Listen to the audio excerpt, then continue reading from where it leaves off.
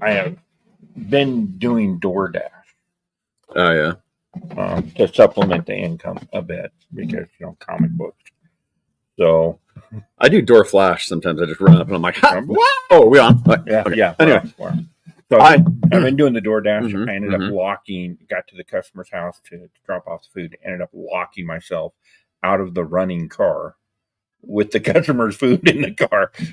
Dude, I'm sorry. I don't know what to tell you. Did you ask them if they had anything to eat because you were hungry and you were locked out of your car? That's not DoorDash. That's Door pause. That's Door stop.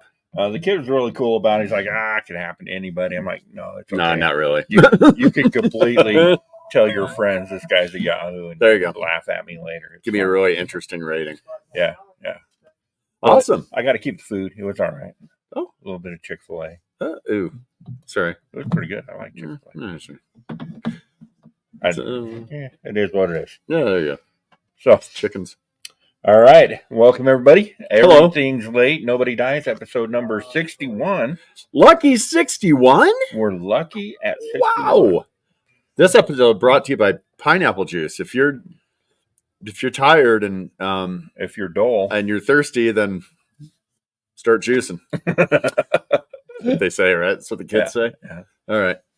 I don't know what kids say. I haven't been or had a kid in so long. I think the kids say, "Quit trying to talk like me, you old bastard." The kids now I tell them to get off my lawn, and then it's a whole thing. Anyway, it doesn't matter. So anyhow, lucky 61. All right, yeah. So how's it shaking? How's it going? How's the week been? It's been a challenge, man. Yeah, been a rough one. It's been a rough one. Yeah. But been worse. Well, so something to look forward to. As long as I've been worse, then I guess that's a success, right? I'm mostly upright, limping around still. Across the board, we're hearing comic book sales are going up. Again. They do seem to be going up a little bit again. Yeah. Mm-hmm. Yes. I think we're the amount of publishers level. Is going down though. I don't know if you heard anything about what's going on with Scout. No. Yeah. So they used to be Ardeen Entertainment, right?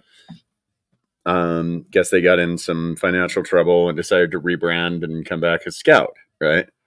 Okay. So now they're in some financial trouble and they're going to rebrand and come back as something else entirely, I guess, in the summer, apparently. But I spent yesterday taking all my Scout stuff off the shelf because it's all canceled. Wow.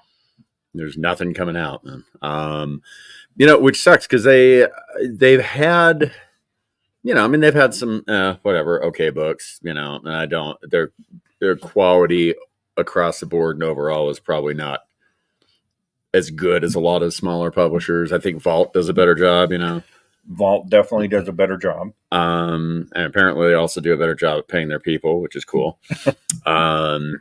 But there's a lot that there's some pretty cool books that they've come out with, and then it's like, they did a horror book called This Little Piggy. I don't think I've heard of that one. It's really cool, but there was only one issue. Man. And now it's all canceled. And so, we're seeing a lot of that right now. I think they jumped on the bandwagon with COVID. A lot of these publishers did. And they're like, yeah, we're going to put everything out. We're going to go nuts. People are buying stuff and selling them online. We got variants, we got exclusives, and we got this and that. And then it comes back mismanagement and bites them in the butt. It's kind of like we were saying on the last episode. This is comics; they're a long game, right? Yeah, for sure. It's not a get rich quick situation, and you got to play this game for a long time. Now, so prior to COVID, that whole COVID era, I moved back to Utah almost 6 years ago. Mm-hmm. So that would have been 2017. It was probably early 2019 when I got a message from Dave, and he was like, "Hey, dude, you're backing down. Come up and see me."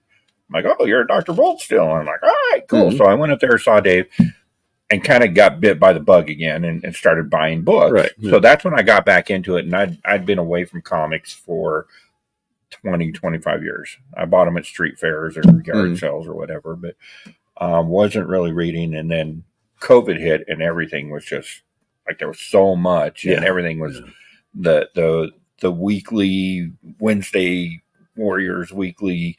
This book is going for $50 now, right out the It gate. went out of control. That type of thing. Yeah, it went a little crazy.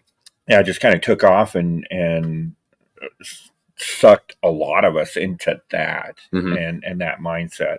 And I think a lot of us are suffering from that. Coming out. Yeah, definitely. You know, I mean, there's a lot of, I think a lot of companies grew too fast. Right. CGC was one of those. They just did a thing where they're like, hey, we'd like to, help you participate in Free Comic Day, send you this, and there's like a retailer package, and they're kind of like sponsoring it this year, right? And on the questionnaire I had to, fill out, it said, "Are you a CGC authorized dealer?" And I'm like, "Yes." And then they said, "If not, would you like to be?" And of course, left that blank because I said yes. Right. And I get an email from them like 3 days later, and they're like, "Hey, thanks for doing our questionnaire. It's been really super reading all your answers and everything, and this is really great. So we hear you'd like to be an authorized dealer." I'm like, "Did you even read anything I wrote on there? Oh my God. Are you kidding me?" It's a lot of stuff like that's going on. The communication with Lunar Distribution has been a joke in the last week. I wasted so much time on it. They want what they said, a current resale certificate. And I'm like, well, you have one. They don't expire. Right. No. It's, well, we'd like an updated one. And I said, well, nothing's changed. No. Okay. And the way they said, we need it in like the next 5 days or we're going to suspend your account. And I'm like, pardon me? You don't just bring that up out of the blue and then threaten to take your account away. Like, come on, you guys, really? And then I was back and forth with that, and they hire out another company, which is stupid, to take care of their tax stuff. It's not an accounting firm. It's like somebody to help them with their tax exempt certificates. And I'm like, why would you do that, man? You have somebody in house. Just take care of it, And I think that's another thing with COVID. They grew because DC used them as distribution, right? They grew and grew and grew, and they were like, "Ooh, man, look at us! We're distributing all the DC stuff all over the world," and whatever. And it's another similar thing with CGC. They don't have the experience. They don't have the things put in place to be a distributor on that level. They would mail their own stuff out through DCBS. And, that's just a small shipping department, right? Right. But now they have to do that and also supply to retailers, and they didn't have that set up. They grew too fast and don't know how to handle it. Well, it seems like the flow of DC books, and actually all of these companies, they were handling Scout as well, weren't they?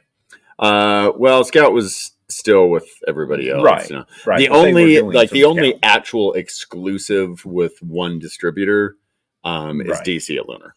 Right. They say that Image had an exclusive deal with them, but I'm still getting them through Diamond, so it can't be that exclusive. Yeah. Same with Marvel. So they do seem to be doing better getting books out, and certainly much better than they were at first. And Lunar? Yeah. Lunar's worse than they were. Really? Oh, yeah. Yeah, the more they grow, the worse they get. I see more damages, more shortages, more mistakes, things like that. Wow.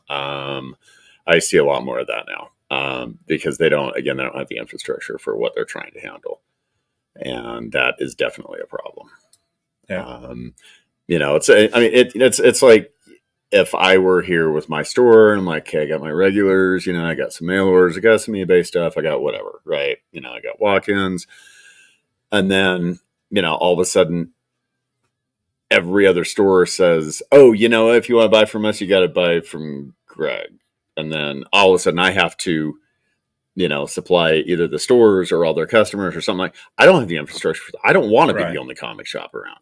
You know what I mean? I don't have the energy or the space or the money or the infrastructure to do that. And you have said many times that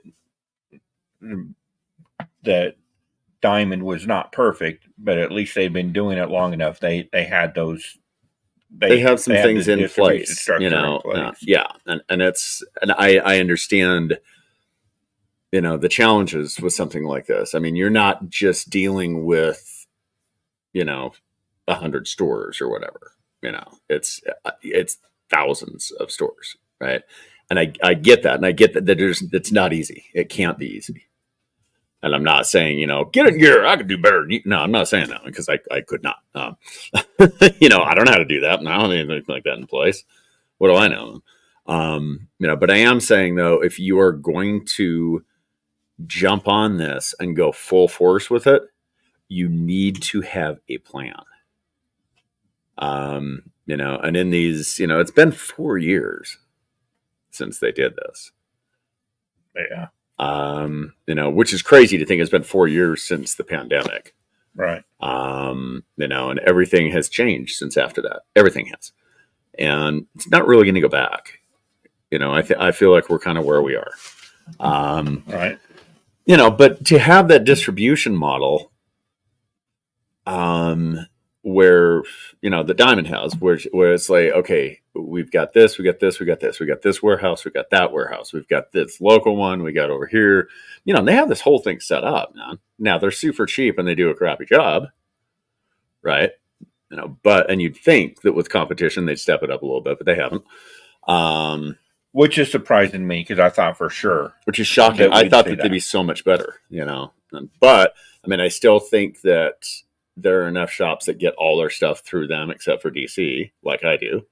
You know, I'm not going through Random House. It was a terrible experience with them. Right. It was awful, man.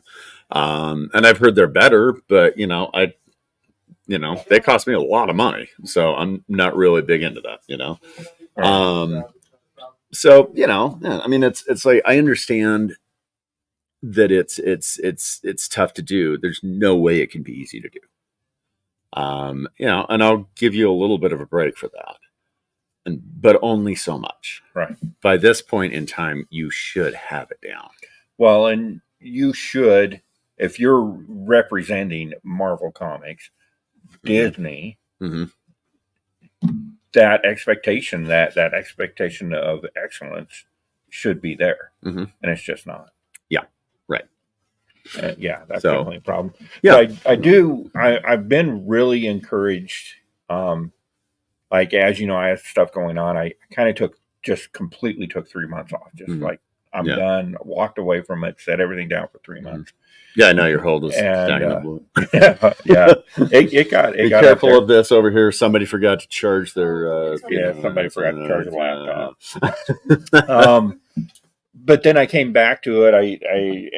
I came back in and we had a long discussion, and you kind of got me reading some books again, and so there's a lot of things that happened during the whole pandemic era mm-hmm. that I think caused the crash a year ago, mm-hmm. and now a lot of us are bouncing back from that. Mm-hmm. Hopefully stronger. I'm starting to read again. I read Feral, which is, I think, one of the best. I like it better than Stray Dogs, personally. I'll have to see. I like the concept of both. This is a little bit. The concept for Feral is not as original. It's not. I think the concept for stray dogs. I was gonna say spade dogs. Anyway, that concept for the other one, you know, and I think it was much more original. You know, you never seen anything like that before. And with this, you know, and you've seen I've seen animals with rabies that become zombies. I've read like 4 books like that. Before. Really? Oh yeah. I have never read anything like that. Yeah. I thought that was like extremely, like really unique. I mean, you know, it's more unique than people becoming zombies, you know, but I mean, I've read a couple of books like that already. I actually, the other, oh God, The Other Dead was one that was just all about animals that were zombies that had like Really? yeah, Hmm. it was an IDW book. Yeah, I was watching some History Channel show where they were talking about the zombie apocalypse and how it could be a real thing. And it was like rabies mutated from a well. Yeah. And I'm half convinced it's already happened. Yeah. I'm half convinced we're all infected already. Yeah, just turn on C-SPAN. Yeah, You want to see some mindless, fleshy. I don't want to see Florida news. Yeah. But and so there's a lot of us. I think even in the like YouTube comic book YouTube community, a lot of podcasters that got started during the COVID era have gone away, and a couple of them are starting to come back. Yeah. Bueller really stepped away. He's doing his weekly thing. He does the weekly, like tells you he released yesterday all the books that are coming out next week. He does that on a regular basis. Always has, covers it really well. But the coffee show went away, but he's starting to come back and doing more comic book content. And we're back doing more comic book content. Yeah. And one thing that I noticed is Hive, and we love our Hive guys. They're great friends of the show and of your shop here. But they haven't done anything in a while. And they're putting out a new exclusive cover again. Oh, cool. Jonathan found a fantastic artist on a new Dynamite property. He was showing some previews, and so it's good to see them coming back. John Carter? Yeah, no. Okay. And it's good to see. I think, and Jonathan and James are smart enough not to like go back to what they were before, but it's good to see people kind of working. No, they're smart enough to adapt. Kind of find out what that new normal is in comics. Adapt and survive is what you need to do. And I'm hoping that our indie scene, that's what I'm most concerned about, is the indie books. Yeah. If they leave, if Scout leaves, I mean, that's a pretty big indie company. If they go away and leave us with half stories, that's going to hurt. I mean, the one thing that can happen, I think and I think it will, because, it's creator-owned stuff. I mean, I feel like those books at Scout, like I just read Howie the Hellhound, and I was like, that was fun, man. Damn it, that's only one issue. But I think I feel like those properties will go somewhere else, because it'll be like a Vertigo thing, and when Vertigo went belly up and they didn't know what to do, and they still don't. Some of that stuff went to other companies. Other places would reprint that stuff. You get Enigma, the Peter Milligan one. God, I can't remember what else. Crusades, Kelly Jones one, Steven Seagal and Kelly Jones. Right. Those got reprinted other places. So I'm hoping, and we've seen this happen before with books where a company will go under and then it'll just end up someplace else and just keep going. Yeah. And I'm hoping that's what we see with this stuff. Right. But it's not a situation where you get a wild storm. No. That gets picked up by a major company. I don't think you're ever going to see that. No, I don't think so. Because the big three, Image is a little different, but certainly the big two, they're not going to look at any of these independent properties and be like, bring that over here. Right. Yeah. Because they don't, again, an AT&T, Warner Brothers, Discovery, whatever the crap they're calling themselves, Disney, those guys are not, they don't look at comics as being profitable. Right. They look at comics as being something to advertise and promote their movies and TV shows. Yeah, and they've got merchandise. And they've got almost 100 years of backlog that they can pull from anything that they own. Why are they going to invest in something new? Yeah, and they're not going to put money into a comic company. They just don't care. And even the ones they still own, they still own CrossGen, so they'll put out one every 5 years or whatever to keep that that trademark registered, keep the copyright, do stuff like that. But they're not going to be picking up. They're not going to be picking up, Behemoth or Scout or any of the Valiant stuff or anything like that. And they're not going to be picking up anybody, Aftershock, nothing like that.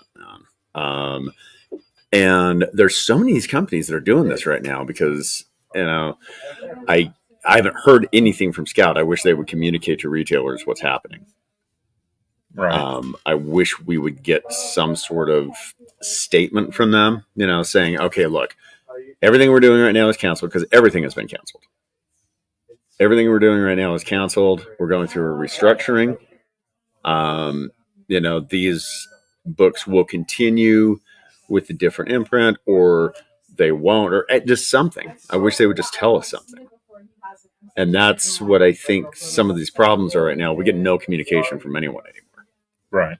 The only communication we get is an email going, hey, you want to do a variant? No, I do not. I don't want to do a variant. I just want the books that I ordered to come in, please. And it's like, God, come on. But yeah, I think they kind of owe us that. Really. No, and I'm not saying, oh, look at me, I'm owed all this stuff. But I think that we are owed that. I think all the retailers are owed that. We need to know what's happening with the things we've ordered. Well, and you need to know, like, whether they want to admit it or not, the small retail comic shop is an important part of the future of everything they do. Yeah. When it relates to this stuff. If they want to make superhero movies in the future, if they want another run of Marvel superheroes at Disney, 20 years from now, they need to take care of the independent comic shops today. Right. Because Barnes & Noble are not going to... I point this way because Barnes & Noble is right there. There's Mr. Burns and Mr. Noble standing right next to us off camera because, But Barnes & Noble is not going to carry the floppies. No, they're not. They're never going to. Mm-mm. It's not profitable for them. But if you want readers today that are going to buy tickets to the Marvel movie 25 years from now, you need to build that relationship with independent comic shops. Yeah. And they're not interested in that anymore. Right. Which, is kind of like the antithesis of what it, like you said, what it should be. But I see, when I go through previews, I see all of these places. I see, Avatar, Aspen, Aftershock, and they're all still in previews, but the only thing they're doing is trying to blow out all their inventory that they have. There's nothing new. It's all offered again, relisted, blah, blah, blah, and it's like, offered again? Really? You're going to say it's offered again? You have a warehouse full of stuff you can't sell. Right. And Valiant, I think, has done the wrong thing by partnering with Alien Books. There's one-shots that they're doing. They're $13 for a one-shot. And I'm not going to order them. I'm not going to sit on a $13 book. Yeah. And somebody will come in and they'll buy it for $3.99. They'll buy a 4-issue miniseries for $3.99 each, but they're not going to buy one for $13. Yeah. It's just not going to happen. Yeah. And Alien Books doesn't put their stuff out on time anyway. So I think that's a bad partnership. It's almost like the indie stuff. And I know that we've got Marvin watches this, and there's a few others, good friends of the channel that watch this, are independent comic creators. If you're one of those that has had a canceled book or your company went out of business, I would love to have you on and discuss this and get that take on it. Yeah. But I know that there are, you almost have to create your entire run. If you're doing a 6-book run, you have to create 6 issues and then get them to a publisher and hope that the publisher hangs on long enough to put out 6. Hope they last 6 months. So in that case, are you better off trying to get that out as a trade paperback? It depends. It depends on a lot of stuff. There's a lot of I mean, would You know? anybody even read it if it came out as a trade paperback? Your Yeah. bro collectors aren't going to pick it up because Right. trades don't, and they don't increase in invest value. in trades. Yeah. Yeah, you can't invest in a trade, which is BS. Uh-huh. And your comic collectors won't pick it up because comic collectors collect floppies. Mm-hmm. I mean, I collect single issues. Yeah. I've recently gone to bound issues because of this book. Well, and here we go again. I was just going to bring Doug up and say, it's real. It dug up. It does. Dug up. And I love the way that Doug does this stuff because he always has his stuff done. Right. Like this stuff. He and Daniel and all these guys that work on these books together. They have the books done before they solicit them. They're done. Right. And I think that is something that, the rock stars in the industry, if you will, need to pay attention to people like Doug because, he's doing it correctly and you have to have that done, man. I mean, I've been waiting, that Justice Society is on like issue 9 or something like that. I think, that's been going for 2 years. Wow. Yeah, that's come on, man. Jeff Johns can't write, for and it's a 12-issue series, man. For a major publisher, for DC. Yeah, and I don't know what's going on behind it, but I can only think that when it came out, it was when the Black Adam movie came out. Basically, right. And it was supposed to tie into that because the Justice Society was supposed to be their next big thing. Yeah. And then that movie bombed. Nobody cared about the Justice Society. And I think that probably, it just conjecture here, but it probably went on the back burner for him. He probably didn't care about it after that. Yeah. He's like, well, I'll do something else. Geiger, that's my thing. And then he did Geiger for a little while. And he was like, I should finish Justice Society. So he did that, and then Geiger stopped. It was like, Geiger geez, just kind of petered out. Come on, man. You had one shot, and then they're relaunching it with a new number 1. Which, don't do that. No. Don't do that. Just put the book out, man. Yeah, and for somebody like Doug, I mean, extremely talented writer, and all of his stuff is phenomenal. He is good enough that he gets noticed by Image. Mm-hmm. So he can go with Image. Mm-hmm. But so in his case, and he's smart, he goes to Image and says, I have a 6-issue miniseries, and their Image ain't going anywhere. So that all 6 issues are coming out. Yeah. Even people like Garrett Gunn struggle getting all of their stuff out because, I mean, he's with Aftershock. No, I think that Source Point. Source Point. That's after that. Off the top of my head, I don't have my head. Hey, how's it going? Good. How are you? Good. Source Point. Source Just Point. off the top of my head, I did not look at the bookcase at all. I just know everything. So he's well connected with Source Point. Yeah. And I don't think that. I think he sometimes struggles with timing to get stuff that he's already written out. Mm-hmm. And he's not a lower tier creator. Like he's mid. Well, I mean, and I've had problems with Source Point too. We did a variant with them, and it came out months later than the regular number 1 did. And I'm like, well, I can't sell these now, man. And I don't know. I honestly, you look at the back end side of stuff, and I don't know if that's really.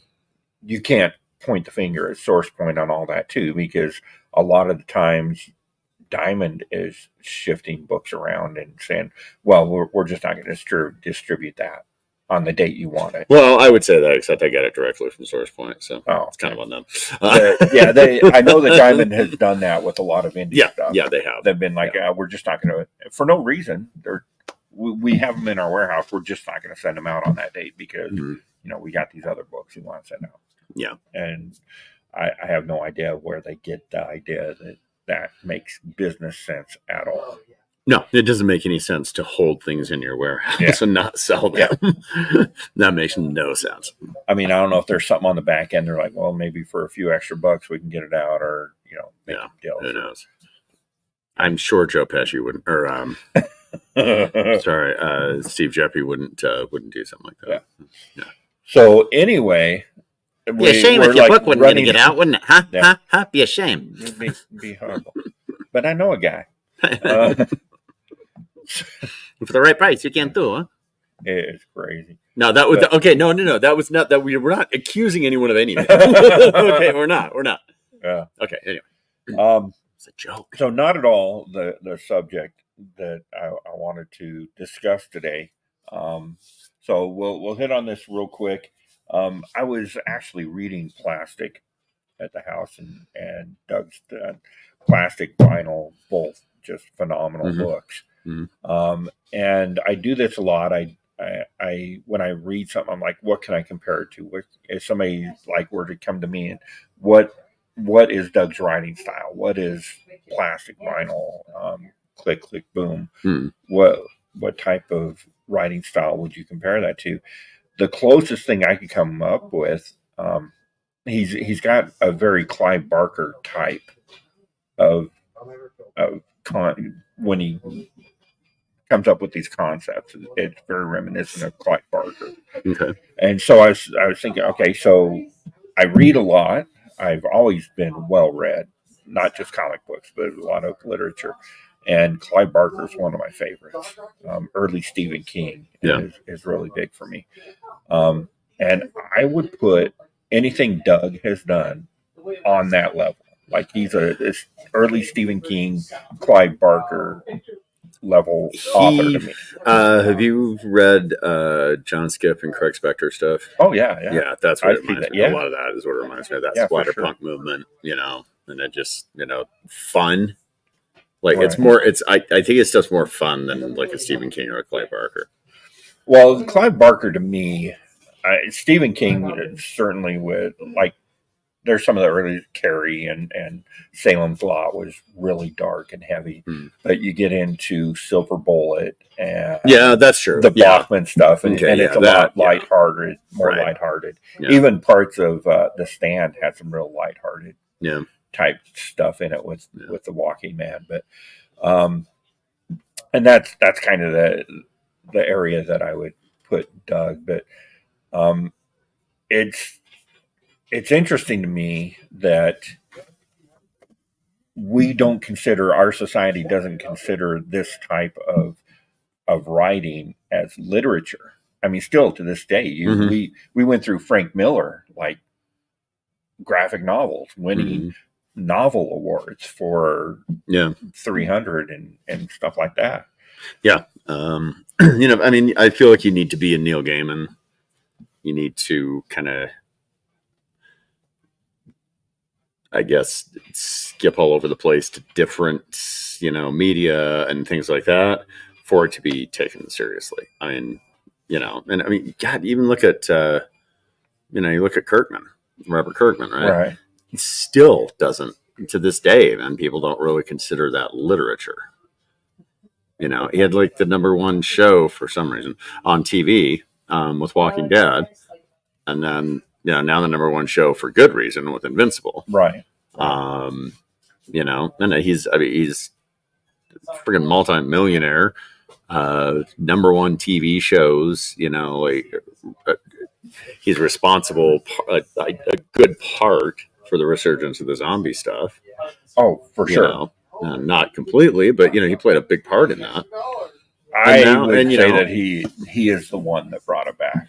I would say no. I would say to the for mainstream, sure. yes. Yeah, to the mainstream, but I mean, not even he is considered.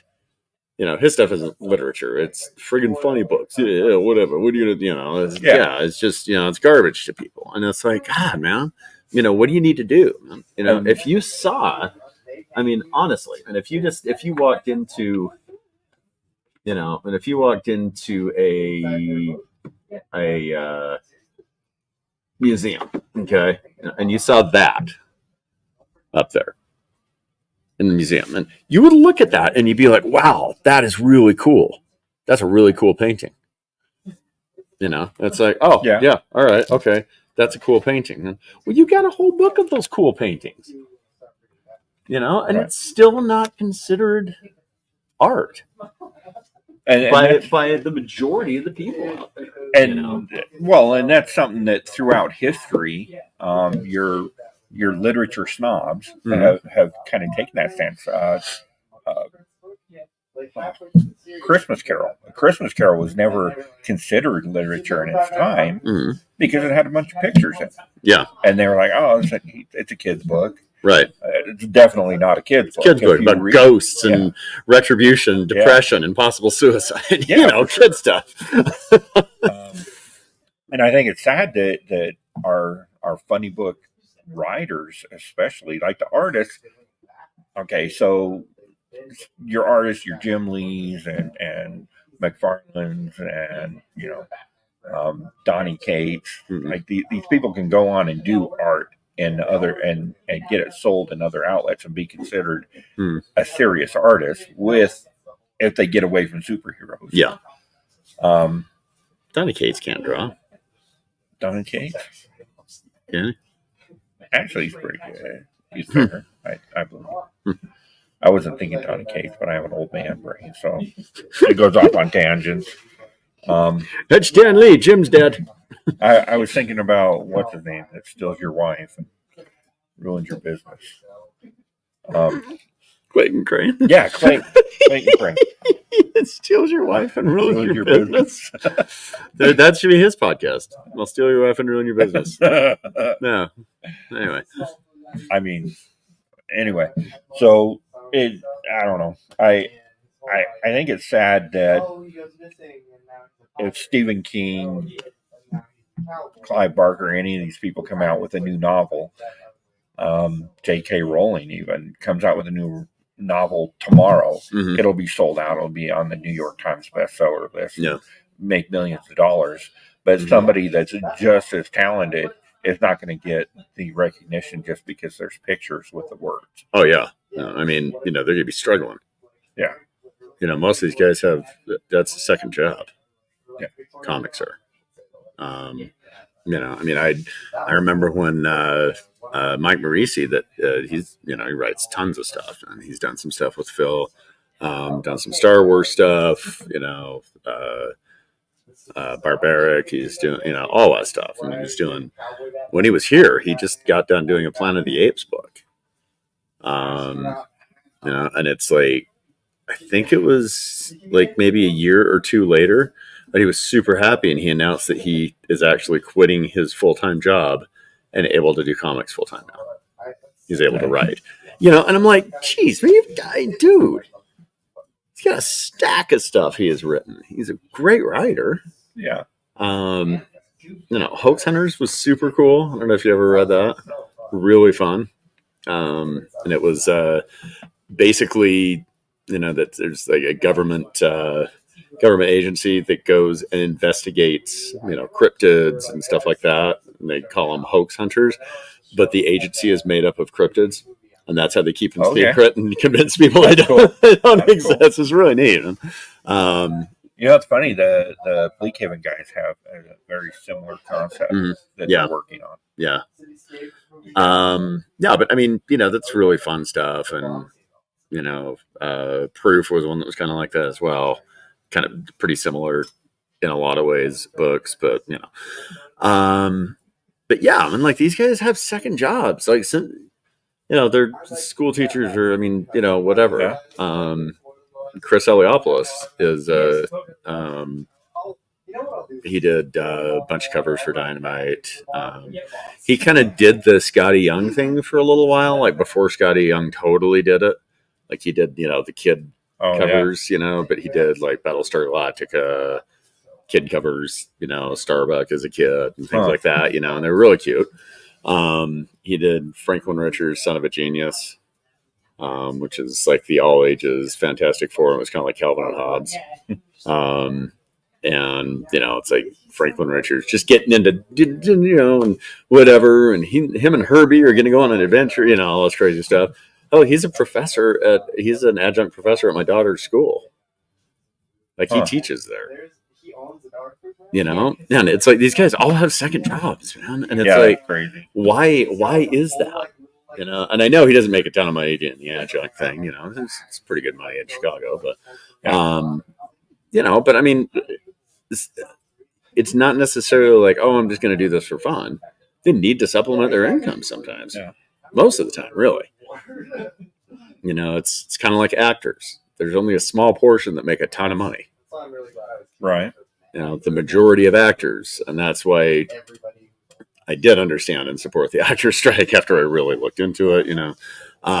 Majority of actors don't even make. You got to make, I think, $26,000 a year to qualify for like insurance and benefits. Majority of actors don't even make that. Yeah. And that's like, oh my God, man, really? I mean, and that's the trade-off I think that you get for attempting that type of career. Mm-hmm. I mean, there's only so much there's only so many parts to go around for actors. There's only so many books that can be produced. So many comic books that can be produced. And I'm wondering when the content implosion is going to happen with the streaming and everything like that. Talking about TV series and movies and everything, and because God, man, every day I'll go on there and they'll be like, oh, here's these 10 new things. Right? It's like, how am I supposed to watch all this, man? So I've been really getting into this podcast. It's called Inside of You with Michael Rosenbaum. He's the guy that played Lex Luthor in Smallville. He was in Zombieland too, right? Was he? No. Oh, because that would be cool. I didn't know. I was making a Jesse Eisenberg joke. Anyway. So what he does is he just talks about mental health and acting business and, with all these famous actors. And he was talking to Nathan Fillion. Mm-hmm. And Nathan Fillion made a point, right? And he was just kind of throwing it out there joking, but they're talking about all the streaming services and, if you want to watch a show now, it's way different than 2001. Mm-hmm. Yeah. You go in, all the episodes are out and you binge it, and that type of thing. And Nathan Fillion said, pretty soon, and Michael Rosenbaum was like, so I hear about a show. I'm like, well, what's that on? It's on Peacock or whatever. And that's the one that you don't have. And so you have to sign up to that. And Nathan Fillion was like, well, pretty soon with everybody like merging and conglomerating, we're going to be down to the point where there's only going to be like 3 streaming services. And it's going to be broadcast TV all over again. Right. I mean, the crazy thing is you go on Netflix and there's tons of stuff from HBO Max on there. Yeah. Because they finally, figured, oh, we're not going to make money just by pouring money into it and hoping that there's, pouring millions and millions of dollars into a show and hoping that people subscribe. They have to, I think it's a mistake for HBO to have a streaming platform anyway. I think it is. I feel like Warner Brothers and HBO should be doing exactly that. Should be licensing all their content out, to Netflix and Hulu, which is Disney, or Amazon, one or the other. Yeah. You don't need your own thing. And I don't think we should have a Paramount, and I don't think we should have a Peacock, and I don't think we should have a AMC, and I don't think not every damn thing needs a streaming service, man. Like we've almost come full circle to the point where you're better off just getting cable, and a DVR, and like everybody cuts the cord, almost really, to get away from it, and now you're financially better off just going back to it. Mm-hmm. I mean, I've dropped HBO. The only ones I have now are Hulu because I get it for free with my phone service. Mm. So I have Hulu and Paramount Plus because I can't be without a chance. I gotta be able to watch Star Trek at the drop of a hat. So that's. And see, I've got the Screenbox and Shutter and and all those things that are important to me because So, once a it's month- snowing again. Why is it snowing again, man? Oh, what the hell? I'm sorry. Anyway, go ahead. Greg's about to blow out another knee. Oh, Jesus. I'm running out of knees. Yeah. Well, and I will sign up for Shutter, like do 1 month and then drop it. I mean, you may as well.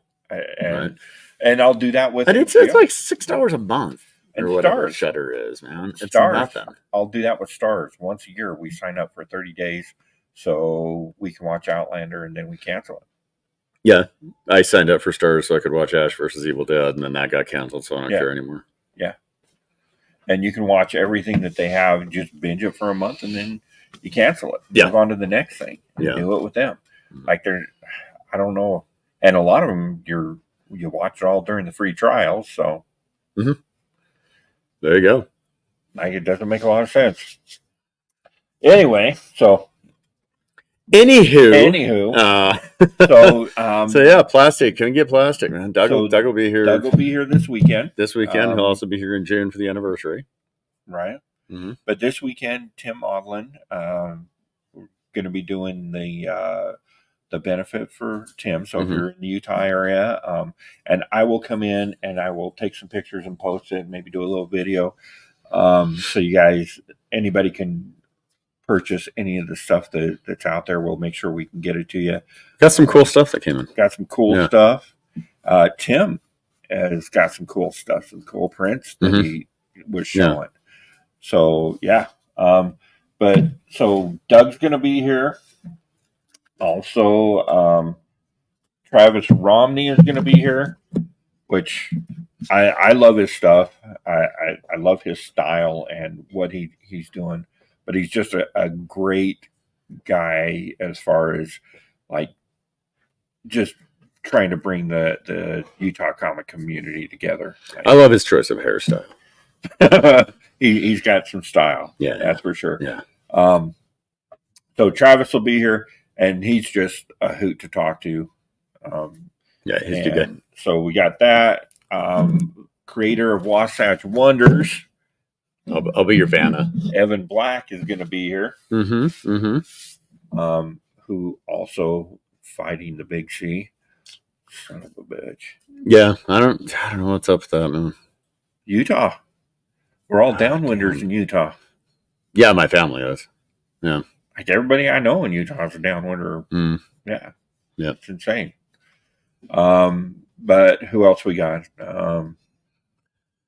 Oh God, Chad Harden's going to be here. Oh yeah, Chad. Sal Valuto will be here doing portfolio reviews for $25. Chris will be here. Chris Hoffman, Andy Malin will be here. Oh geez, there's so many people are going to be here.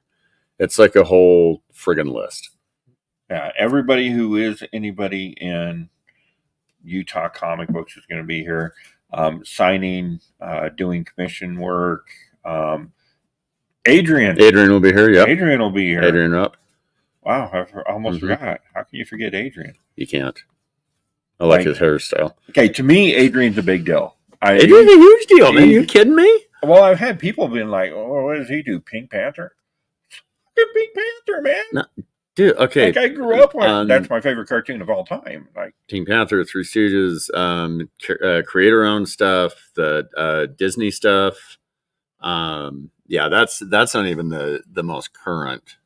Mike Lovins will be here. Mike Lovins will be Doug here. will be here. Yeah, Go Anywhere, which I think is a phenomenal book. Yeah, it's going to be a lot of fun. I think it's going to be good. But yeah, and then Adrian is like, he's working on the Disney books for Dynamite that are licensed out from Marvel. Right.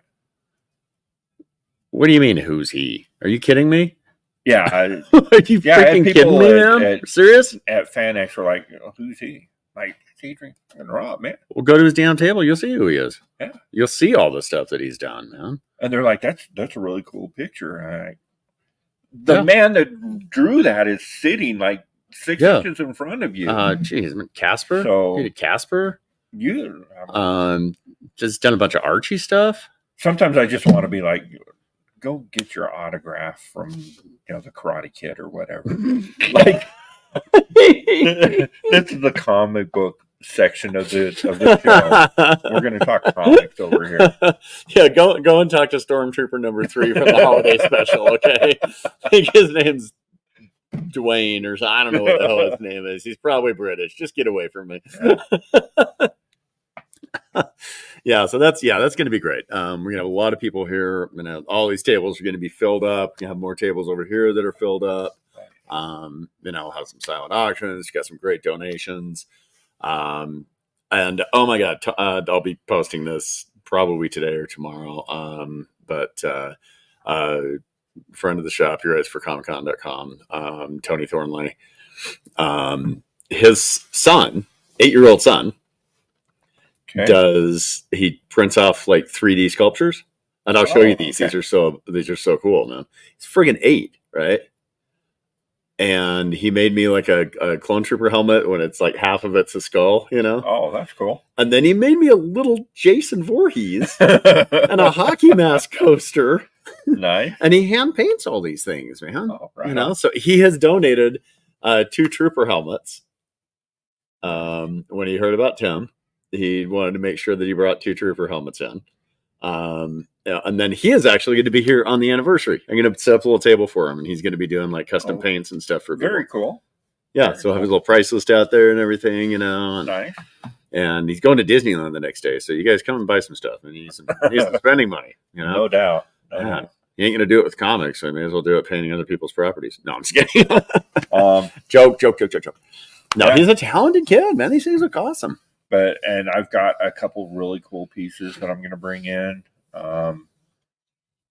And yeah, so it's going to be all kinds of good stuff to have. Really good stuff. The silent auction is going to be just incredible with some super cool stuff there. Yeah. And then meet the guys. Absolutely. I mean, just the chance. If you're an artist and you get a chance to have somebody like Sal Valuto give you feedback give you feedback. Oh, yeah. Like, that's invaluable. Yeah, that's insane. Man, the rest of these guys aren't too shabby either. I mean, no. Travis is a great artist. Oh, yeah. Getting writing tips from Chad Doug Harden. Wagner. Seriously? Chad Harden spent years drawing Harley? Yeah. Like, he's huge. Yeah. Come and meet these guys. They're all pitching in to support, and it's going to be great. Yeah. So that's going on this weekend. 11 o'clock? Yeah, 11 o'clock, March 30th. And then get your comic book filled before you go hunt next on Sunday. There you go. And paying tribute to baby Jesus. To baby Jesus. With the egg. And if you find no, it's zombie Jesus. Baby Jesus is in December. Oh yeah, that's right. I am so disappointed, man, because leap year sucks, man. Easter was supposed to be on April Fool's Day. Yeah, it would have been. And if you're Jesus and Easter's on April Fool's Day, is there a better day to come back? Yeah. No, it's not coming back. Gotcha, here I am. Just kidding. Ha. Anyway, yeah. All right. So, yeah. A lot of cool stuff going on. And June, let's talk about these for a minute. Okay. All right. Boy, we got grabbed some mega serious talent coming in June. So who did that one? For the anniversary of this, Teenie Howard wrote this, Captain America. What else has Teenie done? Oh, God. Jeez. Vampire the Masquerade. You'll want to get those. Really? Uh-huh. Yeah, she wrote those. I didn't know that. Yep. Okay. I don't pay attention to who. Catwoman. She's writing Catwoman and Harley Quinn right now. She's writing some Batman stuff. Just got so much stuff. Every time I turn around, I'm like, oh, my God. Yeah, she did that, too. Nice. That's right. Nice. And then Erica Schultz, who is insanely busy right now. Oh my God, man. I can't believe everything she's doing. She did the Daredevil Gang War stuff. She did, oh my God, that's Amazing Spider-Man Annual, Hallows Eve. Of those. Yeah, she's done all the Hallows Eve books.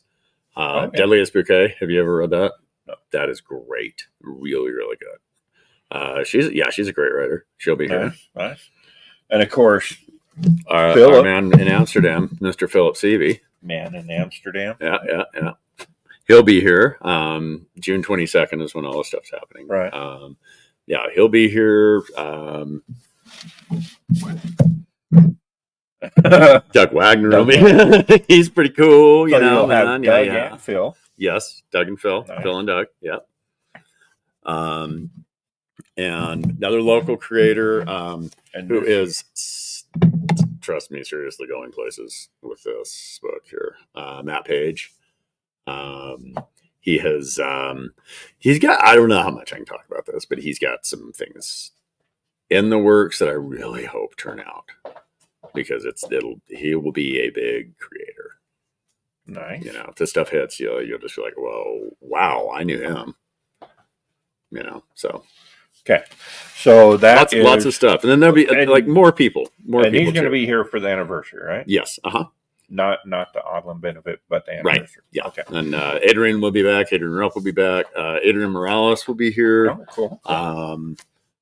God, Sam Thornley will be doing his paintings and everything. Oh my God, just so many people. Just so many people.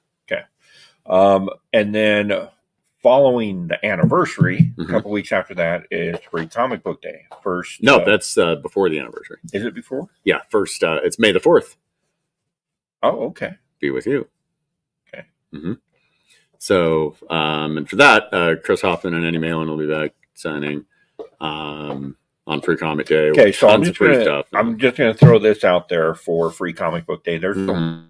a lot of you out there that may have been away from comic books for a while and thinking about getting back into it and haven't walked into a comic shop in forever. We want to bring you back for Free Comic Book Day also. If Greg will allow it, and it's entirely up to him, and he can yell at me after we turn the cameras off. But I would like to do the Comic Book Roadshow live on Free Comic Book Day.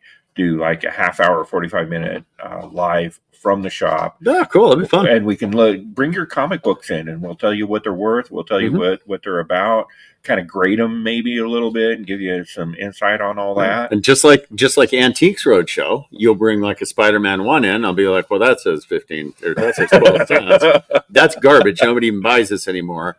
I'll do you a favor, take it off your hands for $10. Because I just happened to need it in my collection. Happened, and something like that. And then, we'll do those sort of things. And then you can bring other things in. I'll look at them and be like, that's just shit.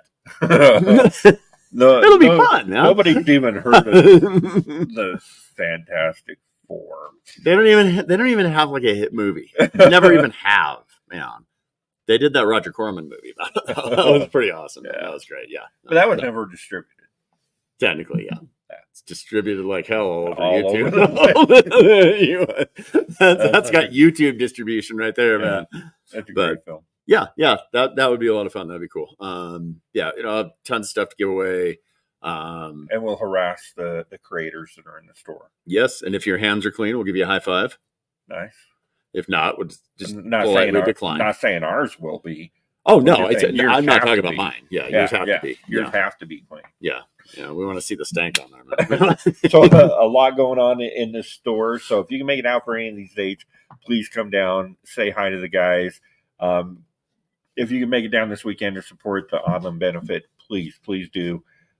It's just a horrible situation that one of our own is in that situation. So,